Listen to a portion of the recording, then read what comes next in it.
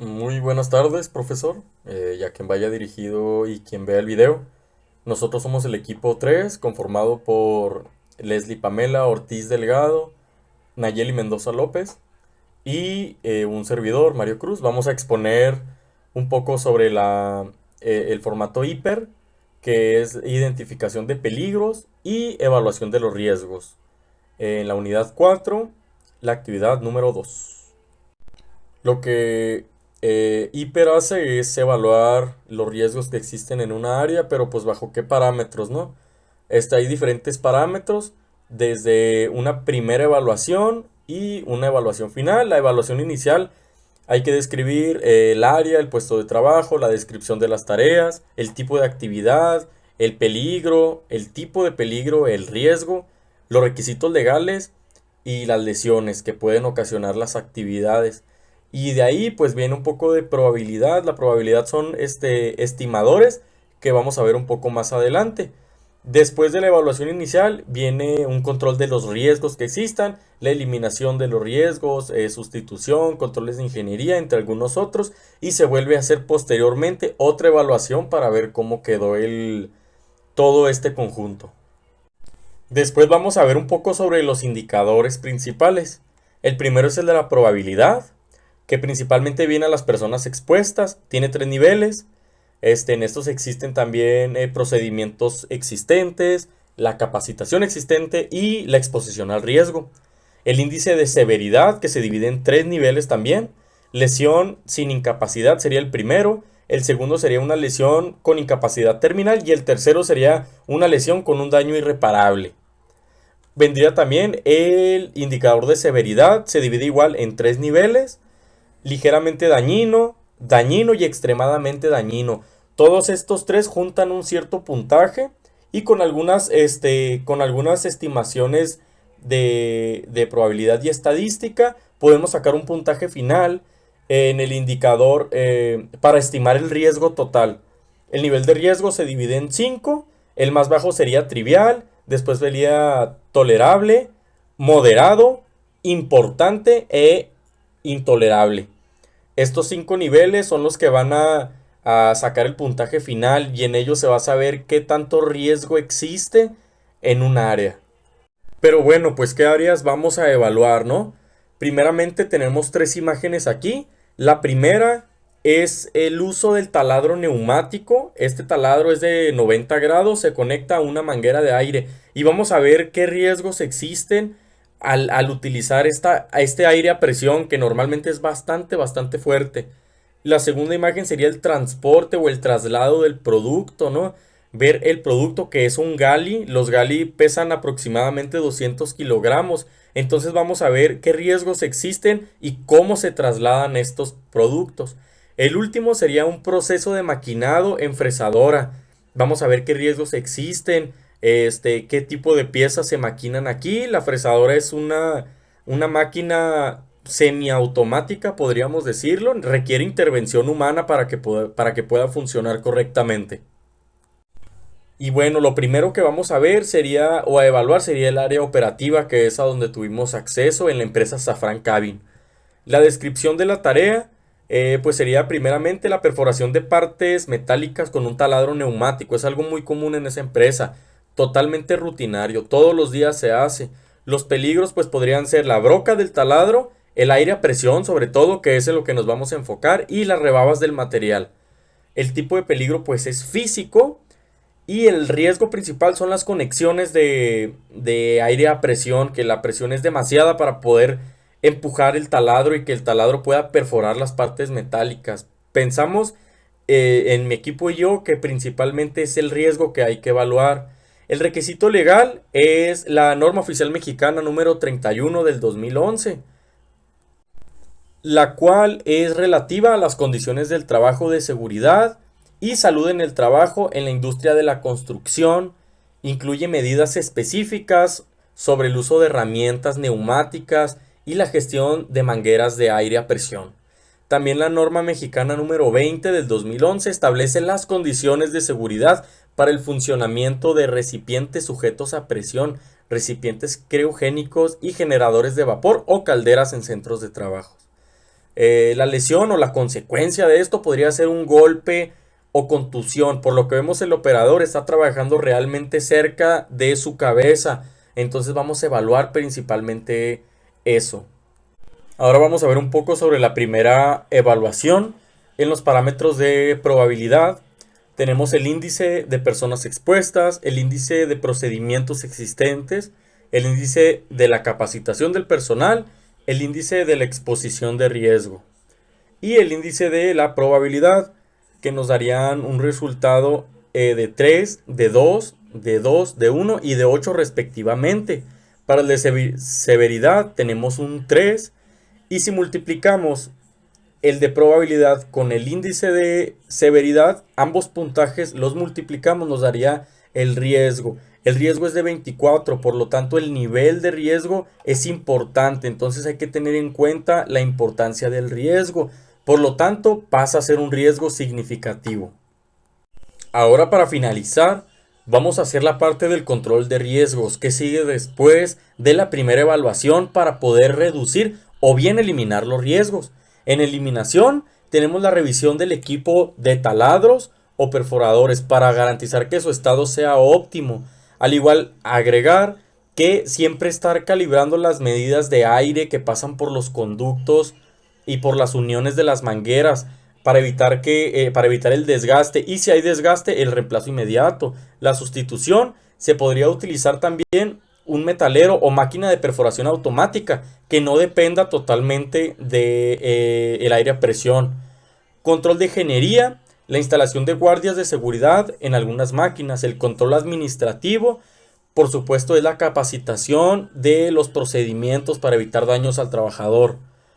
Y equipos de protección personal, como prácticamente en todos los trabajos: lentes de seguridad, guantes anticorte y cascos antiimpacto, súper importante. Y podemos ir finalizando con la evaluación final. Después de todos estos controles que hicimos, ¿qué resultados nos puede dar? En los mismos parámetros que anteriormente vimos, ahora hay resultados diferentes.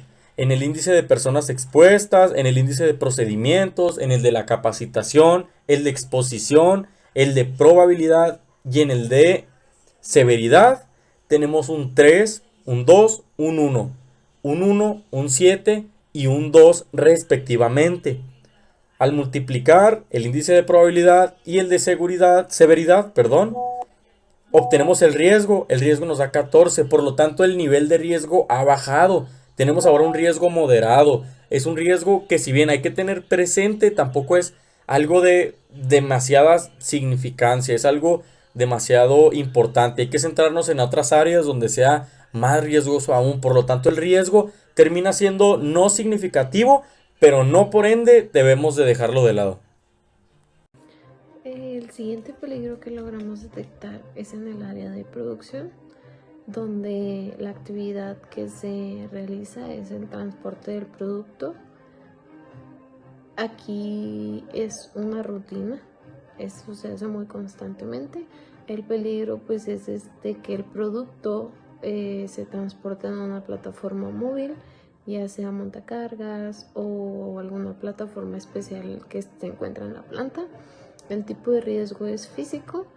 El riesgo es pues una probabilidad de aplastamiento debido a falta de señalización en los pasillos o mal uso de los equipos de las plataformas o montacargas. El requisito legal pues nos dice la norma oficial mexicana, la 36.1, que aborda la identificación, análisis, prevención y el control de factores de riesgo ergonómico relacionados con el manejo manual de cargas en los centros de trabajo. Esta norma establece lineamientos para prevenir trastornos musculoesqueléticos derivados de actividades como levantar, bajar, transportar, empujar, jalar o estivar materiales de forma manual. La lesión o consecuencia pues puede ser fracturas o golpes en todo el cuerpo. El índice de personas expuestas, aquí exponemos un número 2 porque no es en su totalidad todas las personas que se encuentran en planta, sino es un número mediano, un grupo mediano de personas que realizan esta actividad y que están expuestas a este peligro.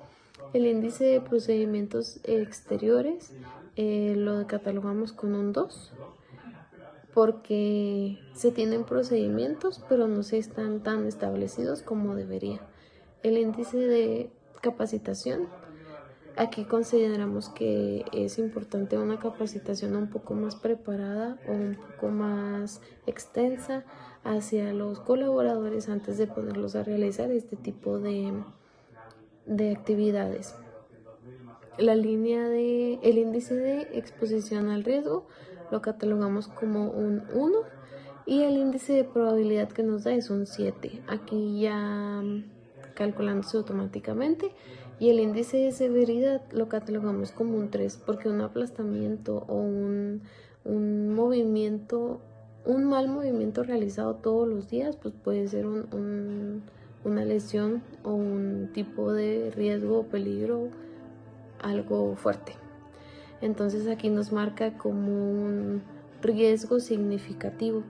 En cambio, cuando lo movemos con acción, este riesgo pues consideramos que no se puede eliminar, pero se puede minimizar. Por ejemplo, en materiales un poco más ligeros y compactos se puede utilizar patín para evitar el uso de plataformas o montacargas o para evitar que el personal cargue manualmente el producto terminado. Los controles de ingeniería, pues podríamos instalar guardas de seguridad en los pasillos, también para evitar el aplastamiento que se mencionaba anteriormente, y a lo mejor el diseño de algunos carritos de quiteo o los patines.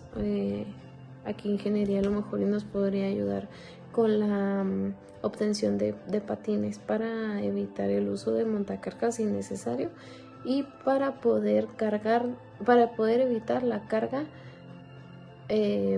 manual del producto. La capacitación constante, bueno, como control administrativo pusimos la capacitación constante, procedimientos de trabajo seguros y señalización. Y en equipos de protección personal colocamos chaleco con franjas reflejantes para evitar algún inconveniente con que no se vea algún peatón y el operador de montacargas o plataformas pueda suceder un accidente. Cascos, zapatos de seguridad, y también podríamos estar agregando lo que es fajas ergonómicas para si se necesita estar haciendo el movimiento manual, pues también que sea un poco más amigable el procedimiento. Ya colocando este tipo de medidas a la actividad riesgosa, ponemos que el índice de personas expuestas pues sigue siendo el mismo, es un 2. El índice de procedimientos existentes pues lo catalogarizamos con un 1 porque también aquí en control administrativo pues estamos poniendo la capacitación constante, entonces ahí sería dar procedimientos cada vez mejores y gente más capacitada. El índice de capacitación pues también lo redujimos a un 1 por la misma cuestión.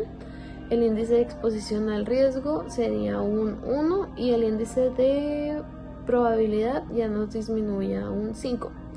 El índice de severidad pues ya podría ser un 2 porque ya no estamos expuestos a tanto riesgo como el anterior y ya nos arroja un riesgo de 10 que ya nos cambia y ya no nos genera un riesgo significativo como anteriormente nos lo daba. Continuando con el área de producción, la descripción de la siguiente actividad es el maquinado de piezas metálicas y plásticas. Esta presenta un peligro rutinario y prácticamente sería con la máquina de torno. Presenta un riesgo físico y este es que la probabilidad de que se rompa la broca y esta impacte en el operador. La norma oficial establece los requisitos de seguridad para el sistema de protección y dispositivo de la maquinaria. Esta norma se aplica a todos los equipos como tornos, herramientas de perforación, asegurando las condiciones seguras durante la operación. La consecuencia que pueda tener el empleado puede ser perforación, laceración o golpe por parte de la broca en cabeza y ojos. También agregamos que en los brazos en ocasiones, y el índice de personas expuestas nosotros decimos ponerle un número 1 porque no son demasiadas las personas expuestas. El índice de procedimientos existentes colocamos un número 2. Y continuando con el índice de capacitación, colocamos un número 2 porque consideramos que es indispensable en esta área la persona que esté conduciendo la maquinaria tenga un conocimiento de lo que está haciendo. El siguiente es el índice de probabilidad. Le colocamos un número 6 y esta fue la sumatoria de los anteriores, de nuestra evaluación anterior. Después, continuando con el control de riesgos, partiendo de lo que es la eliminación. En este caso, pues no es viable en el entorno de producción prescindir o eliminar por completo. ¿Qué sustitución encontramos? Pues usar materiales que reduzcan el desgaste y la rotura de la herramienta, o sustituir el tipo de broca o herramienta por una más resistente. Los controles de ingeniería, pues instalar estos protectores físicos y resguardos en el torno para evitar la proyección de fragmentos. Mantener la máquina en buen estado, es decir, estar en contacto con mantenimiento para que se le hagan los ajustes necesarios a la máquina. El control administrativo, capacitar al personal que esté en el uso del torno, establecer qué procedimientos de seguridad e implementar inspecciones para detectar desgaste, es decir, que se esté monitoreando cada vez que la máquina ya esté perdiendo su buen uso. El equipo de protección personal, pues colocamos lo que son gafas de seguridad, careta con protección, guantes anticorte, ropa ajustada, sin elementos colgantes y un casco de protección. Agregamos los zapatos de seguridad. Nuestra evaluación final con estos cambios o a manera de conclusión, pues una vez que evaluamos todas estas actividades, los peligros, se realizó la evaluación inicial en la que nos permitimos dar cuenta cuáles eran estos peligros para los empleados más críticos y cuál era su nivel de riesgo. Con base en eso, pues se aplicó la jerarquía de controles. Como resultado de esa evaluación, se mostró una reducción significativa en la probabilidad de severidad de los riesgos, es decir, se mejoraron las condiciones de seguridad en el área de trabajo. Como equipo, consideramos la importancia de la gestión de riesgos en actividades industriales y esta actividad nos pareció demasiado enriquecedora.